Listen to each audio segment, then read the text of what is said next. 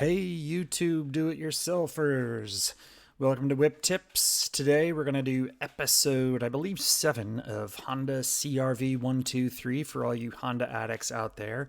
Hondas are great cars. I'm an addict too. These things just keep going, especially the Gen 2 CRVs with that original iVTEC engine. Man, one of the best engines ever made. The transmissions on these things are awesome, but that's not the point. What are we doing today?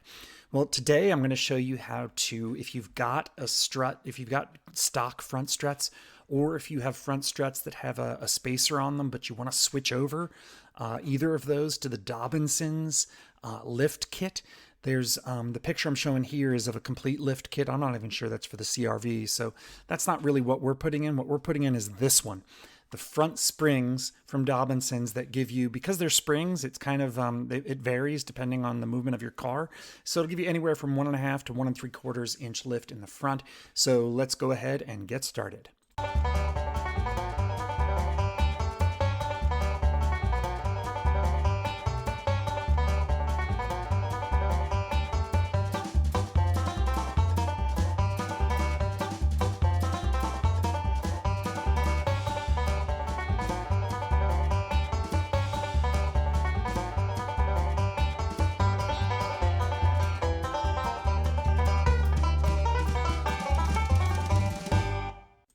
Okay, so in previous videos, I've covered how to remove the front struts, but so I'm not going to go over the whole thing here. Just go back, look at my Honda CRV list of videos. But those are the two main bolts at this point, first that you want to take off, and then you want to remove the ABS sensor line bolt to the bracket that holds it to the strut, and you want to remove the bracket or you want to remove the bolt that holds the brake line. Then you're going to go up to the top, and these 3 bolts up top, you're going to want to loosen those up and let the strut drop. Now, one thing to notice, when I originally did this job on Dobinsons, I got it wrong. I thought you were supposed to index it to the slope of the actual top of the wheel well right there. That's not the case. I'm going to show you how to index it correctly in this video. Now, there's one part where this tool comes in really, really handy, and that's the removal of the tie rod end, where you've got to separate the ball joint from the strut. And this is a little tool called I believe it's called a ball joint separation tool. You can get pickle forks, you can get all sorts of things. The other tools that I've tried would always result in the destruction of the dust boot, of the tie rod end dust boot. So if you want to avoid that, this is a great tool. Great tool. So what you do is you just basically insert the fork part right there under the dust boot. And you may have to use a rubber mallet or something to kind of hammer it home. And then that bottom part, the little tong part, I don't know what you would call it, rests on the bottom of the ball joint stud. And then you just ratchet down on that bolt right there, and it basically forces the 2 parts together, and then it pops, and it's loud as hell. So I use these hearing protectors because I'm done with loud noises. I don't need any more loud noises in my life. It gets really, really loud, especially to really frozen in ball joint studs. And you can pick up something like this. I think I got mine at Harbor Freight. You can probably get it on Amazon. I'm not sure, but you can get them. They're really, really common, pretty cheap.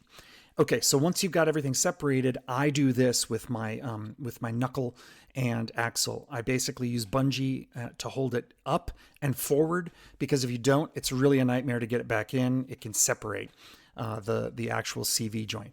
So we're going to need one of these again. In my previous video, I covered this. This is a McPherson strut spring compressor. You're going to need a couple of different combination wrenches to make your life easier. I believe 17 millimeter and 19 millimeter in the case of Honda.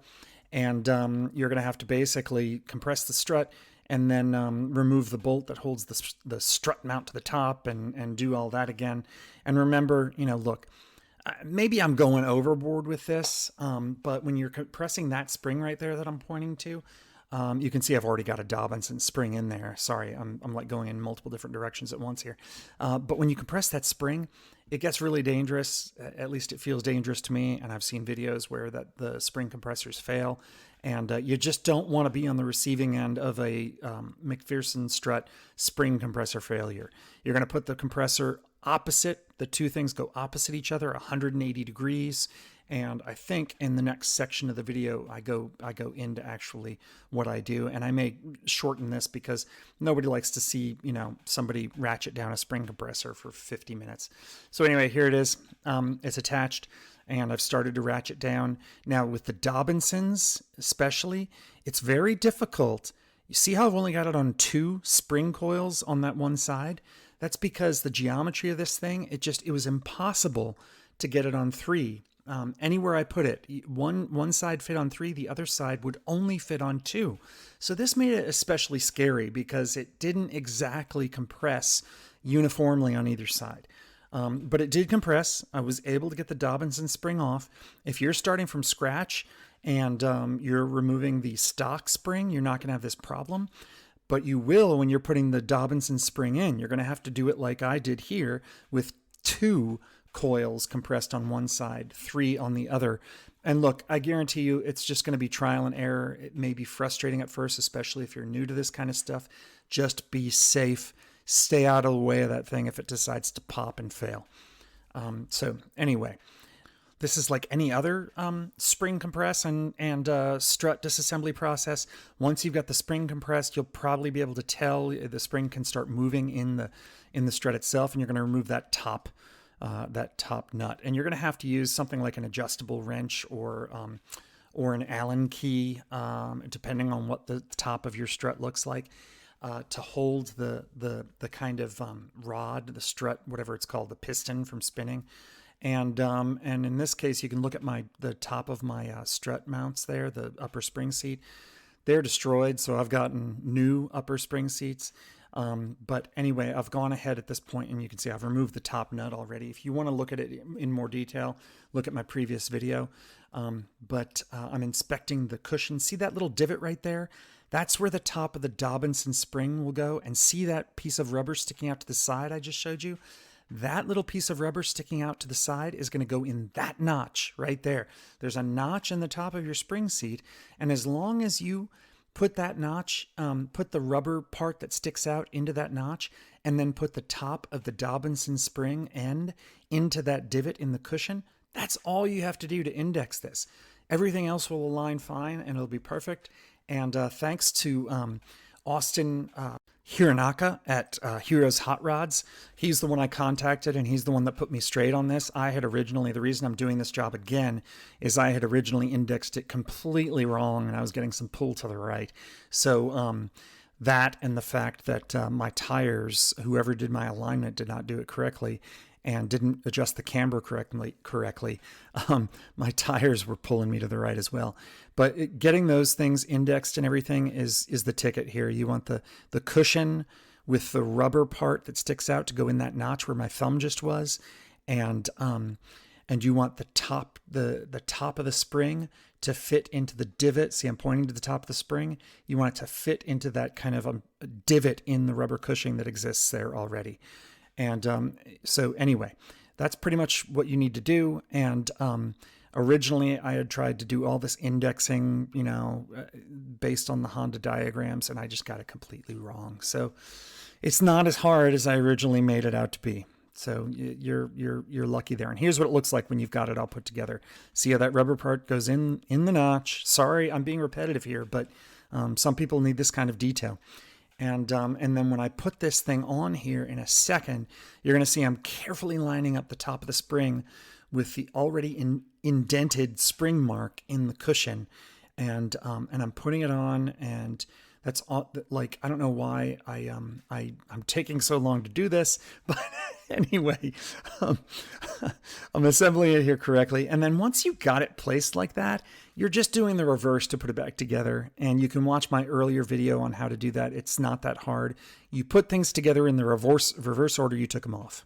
And that's it. That's how you install the Dobinson springs. This is actually a very simple job. If you're doing it your first time, it's probably a little more difficult than I just made it out to be. But it's really satisfying once you get this in. And I'm telling you, it's a very soft ride. It's softer than the HRG Spacer, just a little bit, but noticeable. So anyway, hope you enjoyed the video. I hope it was useful. Doc out. Oh, you made it to the end. That's awesome. Listen, I'm Doc. I'm the one who's, the voice behind these videos. And I really appreciate you taking the time to actually watch the whole thing. That's fantastic. If you've got time, if you want to, if you like the video, hit like and subscribe. I really appreciate it. Don't forget to hit the bell button so you get notified of new videos when I put them up. I'm going to try and do one a week. And I'm going to do a bunch of Instagram stuff, so make sure you follow me there and on Twitter. Instagram's going to be the shorter stuff. I don't have any merchandise yet. I'm planning to as the channel grows. If I succeed, I'll get some merch. For now, if you really want to help me in another way, you like these videos enough, I'm going to put links to my books in the description of the video. I'm a science fiction author in my spare time as well, so I'm juggling a lot of balls. But anyway, I really appreciate it. Hope you enjoyed the video, and I'll see you at the next one. Hey, do me a favor and turn this junk off. I don't know how to deal with tech.